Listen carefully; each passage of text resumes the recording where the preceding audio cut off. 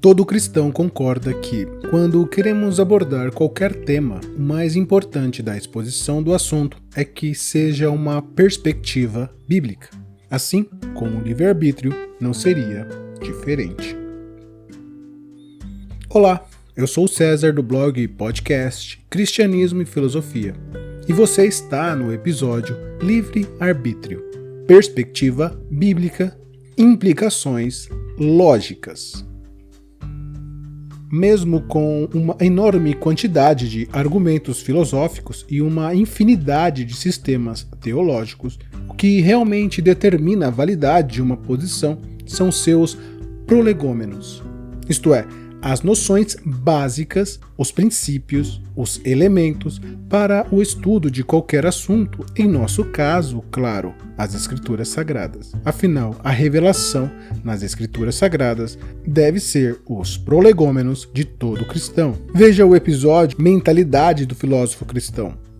Mas o problema, no caso do livre-arbítrio, é que a Bíblia não responde à questão diretamente, se o ser humano tem a capacidade de livre escolha. Principalmente porque as Escrituras Sagradas não têm o objetivo de responder esta questão. Dessa forma, as respostas bíblicas a respeito do livre-arbítrio e outros temas que a Bíblia não responde diretamente são resultados de outras implicações que já foram respondidas e que, naturalmente, apontam para a verdade. Por isso, quando queremos abordar qualquer tema que a Bíblia não responde diretamente, é necessária uma construção lógica, isto é, uma visita a outros temas e passagens que apontam para a verdade que desejamos encontrar. Então, como exemplos, há duas construções lógicas a respeito do livre-arbítrio. 1. A Bíblia expõe que a salvação é um trabalho exclusivamente de Deus e que o ser humano não tem qualquer contribuição. Dessa forma, o exercício de escolha estaria entre o receber e o rejeitar a obra de Cristo. Então, segundo alguns teólogos, receber a obra de Cristo seria uma contribuição, concluindo desta maneira que os seres humanos não têm livre-arbítrio. Porém, há outro exemplo que está na contramão do primeiro.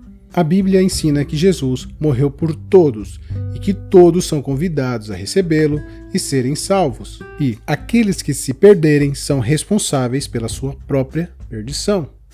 Então, para seres humanos serem responsáveis por sua própria perdição, eles devem ter liberdade de escolha, aceitar ou rejeitar o chamado de Deus na obra de Cristo Jesus. Assim, para outros teólogos, os seres humanos têm sim liberdade de escolha. Não é necessário ir mais longe do que esses dois exemplos para demonstrar as dificuldades do tema livre-arbítrio, de uma perspectiva bíblica. Porém, como já dito, os temas expostos como exemplo não falam sobre livre-arbítrio. São argumentos para outras importantes doutrinas que precisamos visitar para analisar e reconhecer se apontam para a verdade que desejamos reconhecer. Assim, para falarmos de livre-arbítrio, é necessário antes pressupor se existe ou não liberdade de escolha. Então, se pressupormos que não há liberdade de escolha, caímos em determinadas implicações. E, se pressupormos que não existe livre-arbítrio, devemos responder: por que não existe? Mas, se pressupormos que existe livre-arbítrio no ser humano, cairemos em outras implicações. Por exemplo, como funciona esta liberdade? Isto é, dependendo da pressuposição, além das implicações bíblicas, são necessárias respostas a perguntas distintas. Se não existe, por que não existe? Se existe, como existe ou como funciona? Bom, se partimos do pressuposto que existe a liberdade de escolha nos seres humanos, a pergunta que deve ser respondida é: como? A resposta é que as Escrituras Sagradas pressupõem uma interação, um relacionamento entre o Deus Trino e os seres humanos. E nesse relacionamento e interação exige liberdade, escolhas, decisões e objetivos. Em outras palavras, a Bíblia retrata uma história de liberdade como pré-requisito para a responsabilidade da fé. seja no Antigo Testamento, onde Deus libertou seu povo do cativeiro, Êxodo 6, para viver responsavelmente a liberdade sobre a lei de um Deus justo, ou seja no Novo Testamento, onde Cristo nos libertou para a liberdade, Gálatas 5, para viver com responsabilidade moral. De certa forma, é relativamente fácil citar sem qualquer critério textos sobre a soberania de Deus. Dizer que Deus tem o controle de todas as coisas, que os seres humanos são miseráveis pecadores e que todo o crédito da salvação é de Deus. É fácil porque realmente todas essas coisas são verdadeiras. Porém, como já demonstrei Entre a providência e a responsabilidade, não há qualquer tensão nas escrituras sagradas que apontam que a liberdade humana fere de alguma maneira a soberania de Deus. Por isso, é necessário uma leitura bíblica que compreende as escrituras como um todo, pois a Bíblia aponta tanto para a soberania de Deus quanto para a responsabilidade humana. O importante é compreender corretamente os motivos dos apontamentos bíblicos e seus significados para nós. Do contrário, cairemos em polarizações e extremismos e, consequentemente, em um humanismo que nega a coexistência dessas duas realidades, a responsabilidade humana e a soberania de Deus. Não é possível apontar todos os textos a respeito da soberania de Deus, nem sobre a responsabilidade humana. Os temas já foram tratados anteriormente, mas a respeito do livre-arbítrio podemos apontar um bom argumento. Gênesis 2, versículos 16 e 17. Está escrito: O Senhor Deus ordenou ao homem: coma livremente de qualquer árvore do jardim, mas não coma da árvore do conhecimento do bem e do mal, porque no dia em que dela comer, certamente você morrerá. Gênesis 2, 16 e 17 apontam para a liberdade humana de escolher entre o bem e o mal, que representativamente no relato bíblico significa independência de Deus. Isto é, Deus permitiu que Adão fizesse uma escolha entre ser dependente da sua graça ou viver de forma independente, ou seja, em seus próprios valores.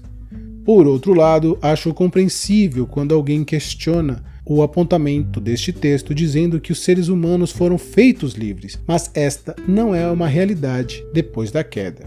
Querem dizer, o livre-arbítrio foi afetado pela queda. Claro, não há qualquer objeção a este pensamento. A queda afetou todos os aspectos da vida humana, isto é, a doutrina da depravação total. Porém, o texto é bastante claro. O ser humano foi desenhado com livre-arbítrio.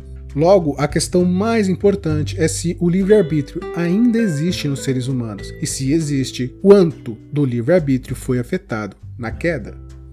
Bom, a doutrina da depravação total diz que todas as áreas da vida humana foram afetadas pela queda, mas, ao mesmo tempo, não é possível dizer que alguma coisa foi eliminada depois da queda, principalmente porque há inúmeros textos bíblicos que apontam para algum nível de responsabilidade humana. Êxodo, como já citado, aponta para a responsabilidade de manter-se na lei, e Gálatas, também já citado, apontam para a responsabilidade de manter-se em liberdade. Então, de qualquer forma, o que Gênesis 2 apresenta é que os seres humanos foram feitos livres e que esta liberdade, mal utilizada, desencadeou rebelião contra o Criador. E esta rebelião teve e tem consequências. Isto é, como já vimos em livre-arbítrio, uma breve definição, escolhas e decisões levam inevitavelmente a experiências, e essas experiências podem ser boas ou más.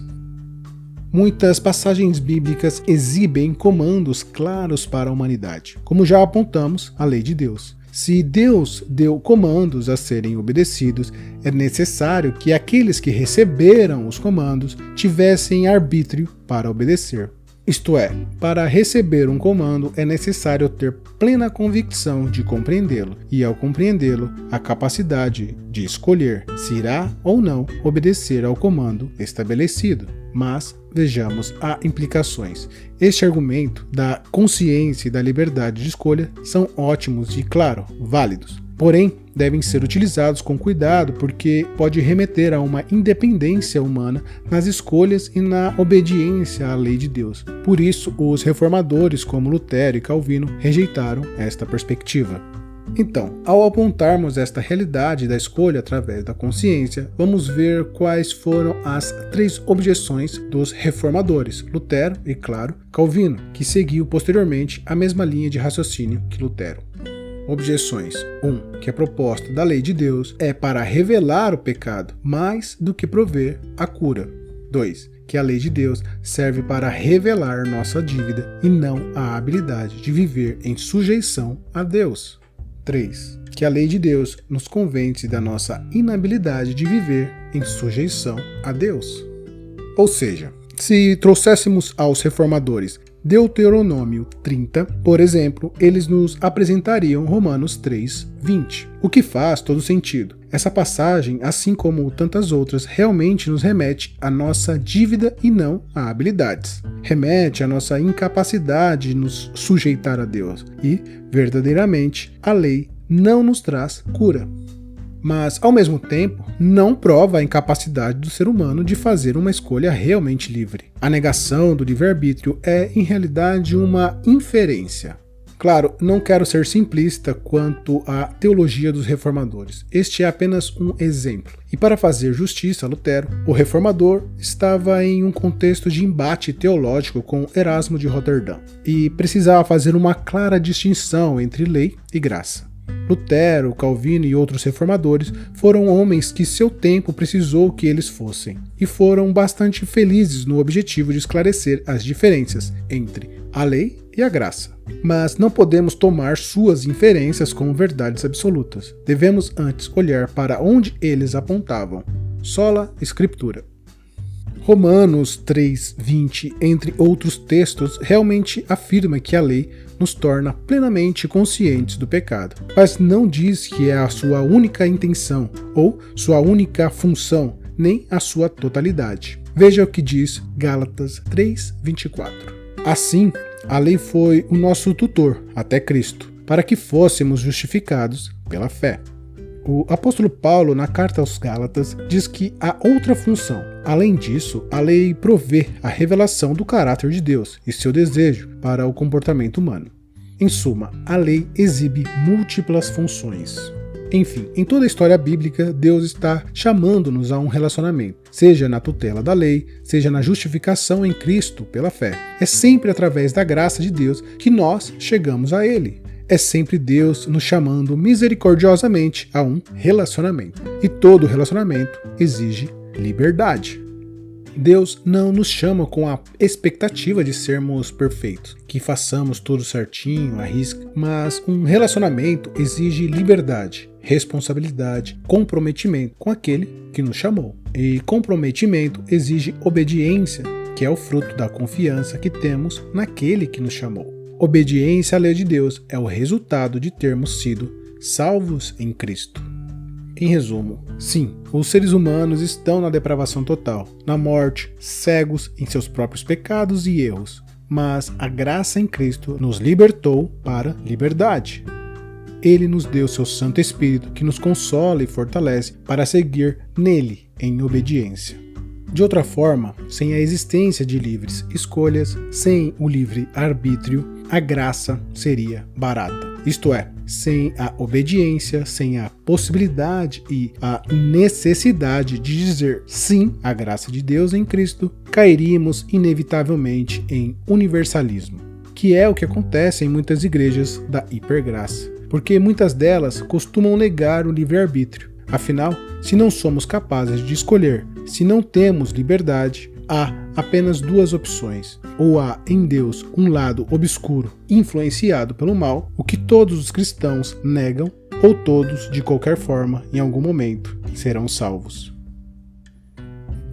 Bom, pessoal, por hoje é isso. Gostaria de agradecer você que esteve conosco até agora, ouvindo o nosso podcast. Se você estiver no YouTube e Instagram, curta e compartilhe esse vídeo. Se você estiver ouvindo o podcast por algum dos nossos agregadores, assine o nosso conteúdo. E, claro, coloca como favorito. Fiquem todos com Deus, um grande abraço, tchau!